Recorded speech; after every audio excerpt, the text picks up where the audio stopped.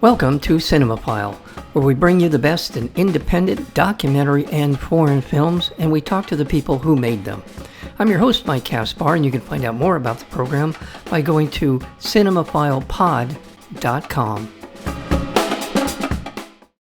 A getaway at a secluded log cabin in the forest becomes the site of escalating multi-generational tensions and anxieties in this disquieting and impeccably mounted coming-of-age drama from Quebec filmmaker Philippe Lesage.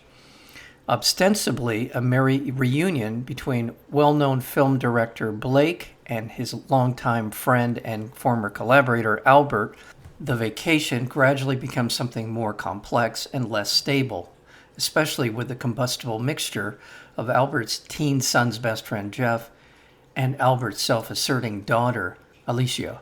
This is a superbly well-done film full of trauma and betrayal and friendship and family, great performances, just a well-done film. We're honored to have with us today the director and writer of Who by Fire, Philippe Lesage.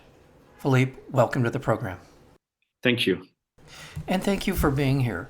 There are so many elements in this film between the story itself, the backstory between Blake and Albert, the toxicity. There are just a lot of, it's a multi-layered film, character-wise and story-wise. What was your inspiration for Who by Fire? The inspiration comes from a story that happened to my big brother. His name is Jean-François, and he's also a filmmaker. He makes documentaries, which are very good. And I remember that when he was around the age of Jeff, he was invited to the cabin, like in the film, of a famous Canadian film director. And he spent a couple of days there, invited by his friend and his friend's family. And so that was the starting point. From there, my imagination kind of got very stimulated, and it sparked in different directions. Then the reality is the fiction is taking over the reality, or the reality is taking over the fiction. Also, when you write, because there's of course I put a lot of personal still things in the film. I like the premises that it was going to be. We start with Jeff, who's like this young wannabe filmmaker. And he's meeting his idol in some ways, somebody actually he admires, and from then on, that was my starting point, and then I think that the film is, I wouldn't call it the coming of age in the sense that it's really maybe through the sensitivity and the perception of young people, a look on adults, and that's what is very different from my previous work, where I was really in teenage years with first love, and also in childhood with the demons. So here I'm having a take also on adults and power dynamics seen through the I wouldn't call it pure, but seen through that very sensitive those sensitive people that are mainly Jeff and Aliocha, of course. I want to focus on Jeff for a second because while the film in some ways moves its focus around to the different characters over the course of telling the story, much of the film focuses on Jeff and also Aliocha.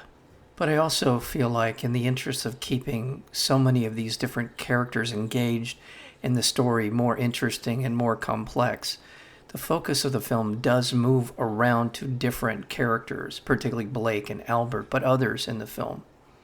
But certainly, much of the film focuses on Jeff and his character and his attempts to grow into manhood, to feel like he's becoming a man. And it's awkward and uncomfortable.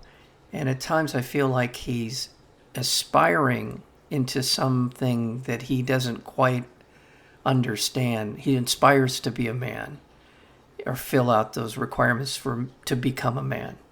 Yeah, of course. He has also kind of two models of, I would say, masculinity in front of him during that trip, because Albert and Blake even though they're both very self-centered, but in very different ways.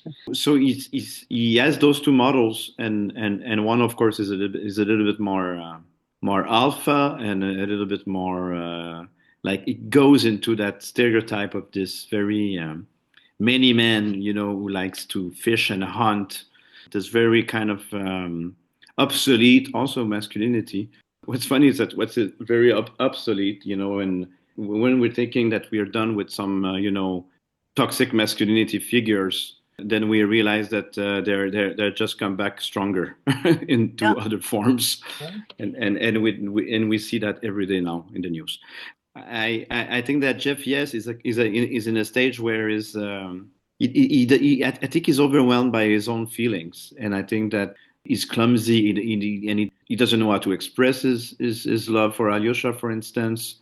This all gets out in a very kind of clumsy way, and he's looking for a role model. So there's something there also that is interesting because he needs a role model, but he doesn't find any. And I think that he learns more from Alyosha probably than from Albert or Blake. It is tough as a young man to find models, and I think it is even tougher to find trustworthy models. I oftenly encountered, I think, mentors figures when I was kind of younger. I remember that I always find it a bit suspicious when they were saying things like, "Oh, I can see a new me when I was young," and why do you need to see yourself in me? Why you cannot just take me for what I am? I found there was some sort of narcissism into that. But I think that Jeff is, I think that he's definitely having a hard time in the film, and he's facing also beyond his own flaws. He's encountering a man who really wants to get in his head and, in a way, destroy him. So I wonder how he's going to cope with it. Because I like to think also about my characters, and sometimes the characters they come back from a film to another in my films in my still young filmography.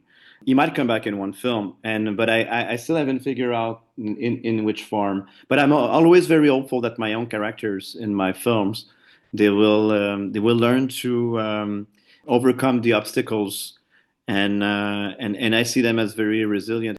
And I wish for them, and this is also what I wish for people in general, and especially the young people, is that beyond all the obstacles and the betrays and the humiliation or whatever bad person you can meet on the way, or it could also be about falling in love with the wrong person and getting hurt.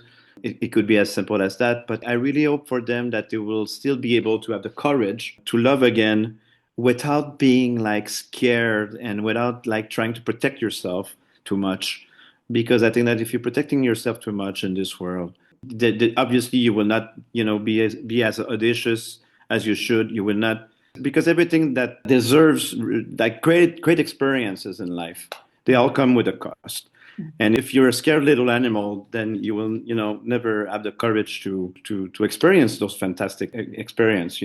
Like making a film is a tough thing. It's not easy. It's like you're risking. I feel like I'm risking my life every film I'm making, because if I do one film that is a big fiasco in terms of critics and in terms of the way it's received, then it's going to be very difficult for me to do another one. So I'm aware of all those things. So I wish my own characters that they keep the pure art, and that they come to life and they face life with confidence instead of being mistrusty. In my mind, Jeff, especially after his initial approach to Alyosha, he collapses. He runs off. But then he does, over the course of the film, he manages to pick up the pieces of his perception of life and continue to move forward. He does do that. And also, just in terms of the characters, the two, Albert and Blake, Blake is wired to dominate every single aspect in almost all the relationships that we see in the film. He has to dominate for whatever reason. That's how it feels to, especially when it comes to Albert, and especially when it comes to demonstrating to Albert's children that their dad isn't who they may think he is. There's this kind of Hmm. kind of a scorched earth approach. But I still like Blake because I mean, I don't, I see his faults.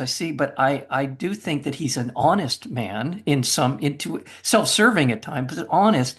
And with Albert, he seems so scared of being seen as not a man or some sort. There's just all of these different elements in these characters Mhm. that you don't shy away from. You're as a filmmaker, you're willing to let them indulge in all of the things that life is throwing at them. Is that a fair assessment of their characters and how you Yeah, let them? yeah. It's very interesting because when I write characters like that, the thing that I don't want to do because I really don't want to take the audience, as I don't consider the audience as stupid. And I think that I've seen too many films where we're dividing the bad guys from the good guys, and we are forced to take the position of some sort of judge while watching the film. And me, I really like to portray characters with that are humans Yeah. and that are human in their flaws and in their qualities.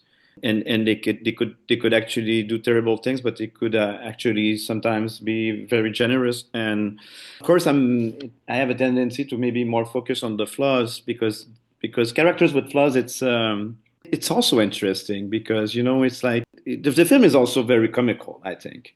And in comedy, we like flawed characters. Mhm. They're the one we find really like endearing and adorable. It's in comedy like being a bad grumpy person is totally fine. But in fiction we are maybe more looking for heroes. There's no heroic aspect in all the characters of the film, for instance, in this one, but some are. I really like to portray characters with their humanity, which is filled with contradictions as well. And there's light and there's darkness, and when there's darkness, there's a crack in everything. That's how the light gets in. To quote Leonard Cohen again here.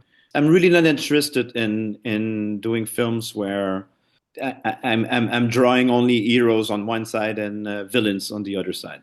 Yeah. Yeah, I would say Albert wears his insecurities on his sleeves. He is absolutely. it's his way of injecting himself into this psychological warfare that he has with Blake over sins perceived and real over their past. But his insecurities allow him to be unreasonable.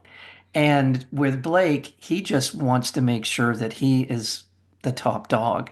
And so the two of them together, it is the yin, in some ways, the yin and yang of male psyche. I mean, not completely. It's a sort of, that's a very simplistic way of putting it. But I just liked how they were real. They basically, I guess, is what they're really who they are, apparently, in this Hmm. film. Hmm. And you see kind of the collateral reactions around him to people in each one of their orbits. So yes, to your point, I think you said it beautifully. They're interesting. They're really interesting people, and there are a lot of interesting people. I mentioned Aliocha, but there's a lot of other really interesting interactions in the film. And But you make me think, Mike, of something that I never thought about mentioning. That talking about Albert's insecurity, and it's very interesting. And because I think that in every man like Blake, who are playing the tough guy yeah, in a way, there is a little insecure Albert hidden. yeah, no, that's exactly. And we But I, we I never thought of it like that. And I think that Albert is like Blake, a guy like Blake is probably despising somebody who's so uncomfortably honest as Albert in his because he's really showing his insecurities to everybody. I mean, he has give up in trying to hide them, and this is maybe why Blake is so rude with him because he doesn't want to admit that he has also those insecurities. yeah, I felt And like we see this so many times in real life. I felt like we saw a glimpse into that with Blake when he is walking near the end of the film, when he's kind of lurking around at night and he looks into Aliocha's room and then he I don't want to give anything away. I feel like I'm going to give something away if I say something. But you do, at least to me, I saw a little bit of the insecurities in Blake, in Hmm. just Hmm. just enough, just enough. So Yeah, I think it shows. I think it shows that he's hiding yeah. his softer side. Once again, I want to remind our listeners we're speaking with Philippe Lesage, and he is the director of the wonderful narrative film called Who by Fire. Thank you for bringing up the Leonard Cohen reference because I thought this can't be a coincidence. This has to be a Leonard Cohen reference. This is one I'm a huge Leonard Cohen fan, so I'm glad to see that he became part of your filmography in some way. Yeah, because of the time, of course, the English title of the film Yeah. is was first named after the song of Cohen, which is also a Yom Kippur Jewish prayer, Oh, I didn't know that. inspired by as well. So for me, yeah, it was because of the title in French is different, and the direct translation of "Comme le feu" would be more like fire, but it's not very. All my English friends told me that it was not a good title. So when so I had to find something else, and then another friend of mine, she said, "Why don't you call it after the Coens song?" And then for me, it was important that the title was not going to give any way, any angle to. I like all titles that are not giving any like angle of how to take the film, Yeah. and titles that are not even telling you what the film is about. And I think those are the greatest titles. And when I read the prayer, and then I read about it also, and I because I wanted to make sure also that I'm not like offending anyone by using that title, and also like that I'm not like completely getting it wrong in terms of what it means. But I realized that it's a very poetic title that can lead to many interpretations, like the French title actually. Well, in the last couple of minutes I have with you, I really want to talk about the filmmaking, specifically your cinematographer in the making of Who by Fire, and that is Balthazar Lab is a French cinematographer. Yeah. beautiful, beautiful, beautiful, especially when a lot of the film is shot in dark, in the relative darkness, either in the cabin or outside. There's a lot of beautiful outside shots of the forest, but I just thought it just looked fantastic, and particularly in what I call this three sections of the dividers in the film are those dinner table conversations that take place Hmm. over the course of it. I just love that. And I mentioned to you before we got started, it reminds me a little bit of an Altman-esque feel to the way that you are able to pull back and include everybody, and you get this increasing context for who's listening and why they're listening and how they're listening. It's just a beautiful cinematic way of telling the story. So hats off to you on that. Thank you. I take it. I'm very flattered to that you're mentioning Robert Altman because I've always liked one of my favorite films of the 90s is definitely Shortcuts. And I could talk about that film because it's for me it's an amazing film, and it's also a film that I that was inspired by Raymond Carver, which I really like also as a the writing of Carver, and I it really had a huge it's very cinematographic because it's very minimalistic and it's very sensitive and it's very beautiful, and but the short stories of Carver are so different.